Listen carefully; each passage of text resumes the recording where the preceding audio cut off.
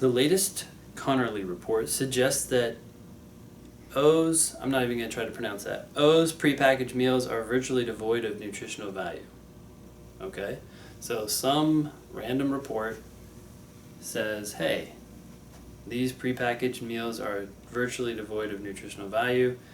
That is the opinion of someone else. That's the opinion of the Connerly report. The author could agree with it or disagree with it. Let's see. But, they're probably going to disagree. But the Connerly report is commissioned by Danto Foods, O's largest corporate rival. That's not good. And early drafts of the report are submitted for approval to Danto Foods' Public Relations Department. Wow. So,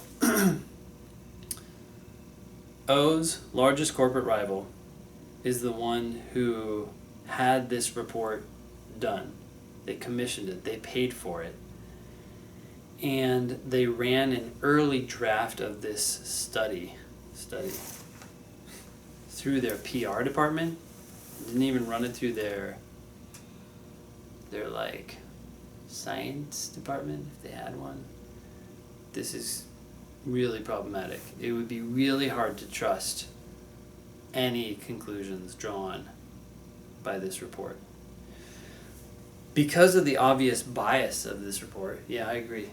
There is obvious bias. It is clear that O's prepackaged meals are really are nutritious. Although I completely agree with this consumer that the Connerly report is totally biased and therefore hard to trust, it doesn't mean that the Connerly report is wrong, right? Like, you can be biased and still be correct. So the flaw in this argument takes place right here in this last sentence. Because of the obvious bias of this report, it is clear that basically the Connerly report is wrong, right? They said the prepackaged meals are virtually devoid of nutritional value, and this conclusion says, no, they are nutritious. That's exactly the opposite of what the Connerly report said. So this person is basically saying they're wrong because they're biased. That's a common LSAT flaw. You can be biased and still be correct. I could still love America and be right when I say that, I don't know,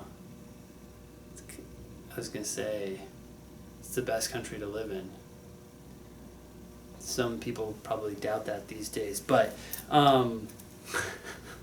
that could still be true, even though I'm an American and I'm biased, right? So biased people can say things that are right. They don't always have to be wrong. But in any case, the reasoning in the argument is most vulnerable to criticism. When you see that phrase, most vulnerable to criticism, you're definitely looking at a flaw question. If you haven't found the flaw yet, you have to go back and figure it out. We already found the flaw. It was pretty glaring in the last sentence.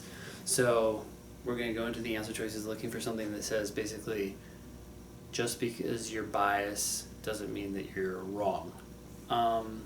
They won't say that, of course. They'll say it in a much more wordy way. Answer choice A.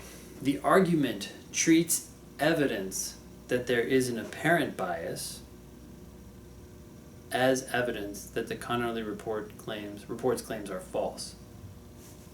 That's a more wordy way of saying what we basically said. It's actually even a little bit more accurate. I would say that this report is biased, but they're saying treats evidence that there is an apparent bias. In other words, this argument is treating evidence that suggests or shows that there appears to be bias as evidence that the report is false.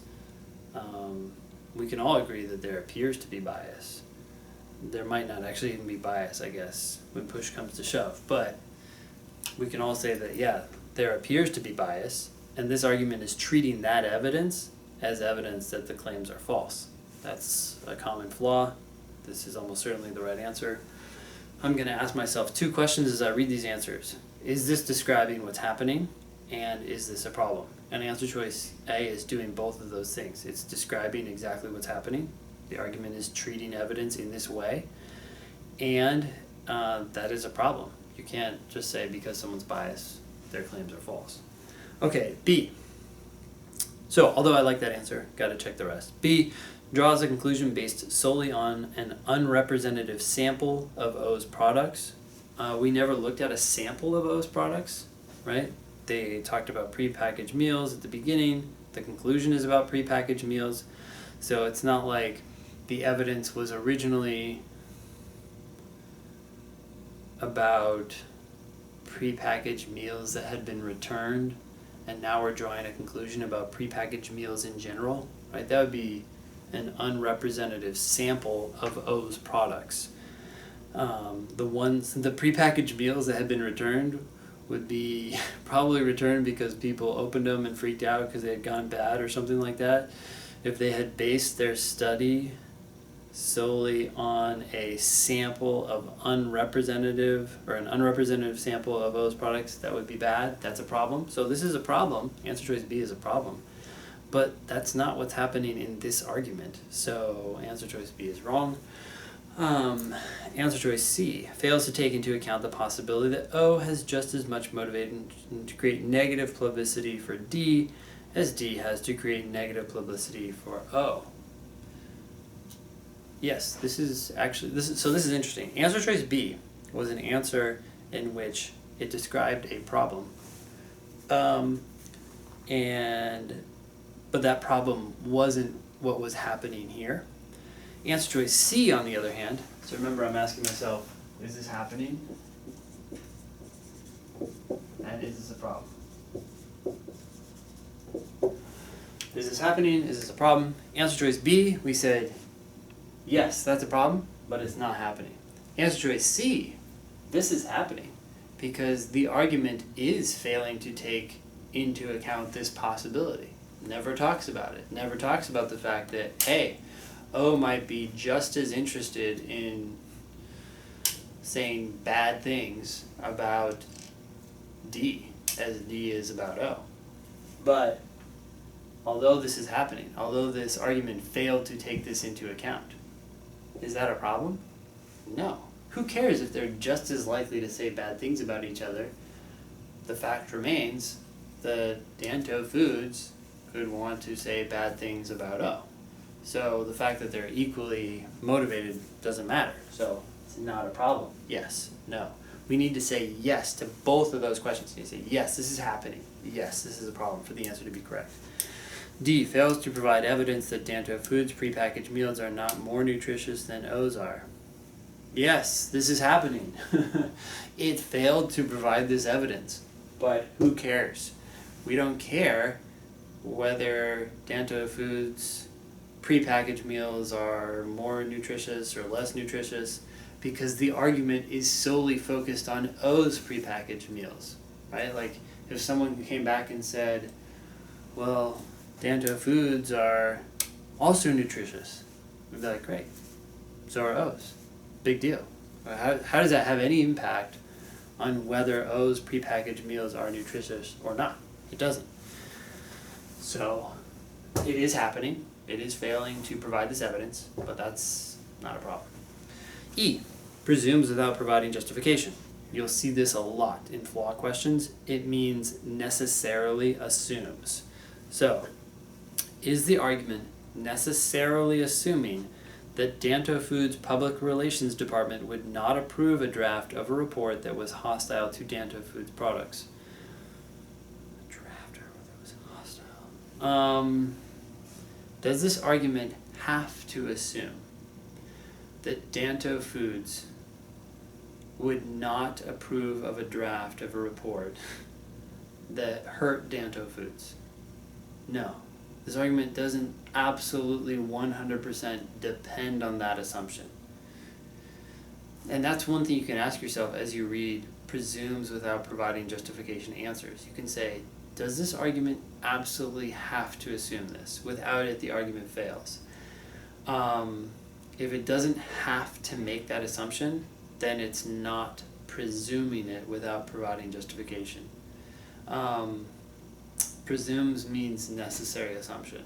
That may be new vocabulary for you, but you can just ask yourself whenever you see this kind of answer choice, does this argument absolutely have to assume it? If it doesn't, then it's not describing something that's happening, because the argument is not presuming it. Even if it could presume it, or presuming it would be helpful, that's not the same question. We're asking ourselves, does this absolutely have to be assumed? Without it, the argument totally fails. We don't need it to be true that they don't approve things that are hostile. If someone came back and said, hey, look, Danto Foods approves things even when they're hostile, we'd be like, okay, that's good to know. Hostile to Danto Foods. It's good to know that they approve of reports that ultimately end up hurting them. That doesn't get rid of the bias, though. They're still biased. And so this argument doesn't fall apart, right? They commissioned this report, they sent it to their PR department. It's really hard to trust them, even if on occasion they sometimes say, sure, we'll approve reports that end up hurting us.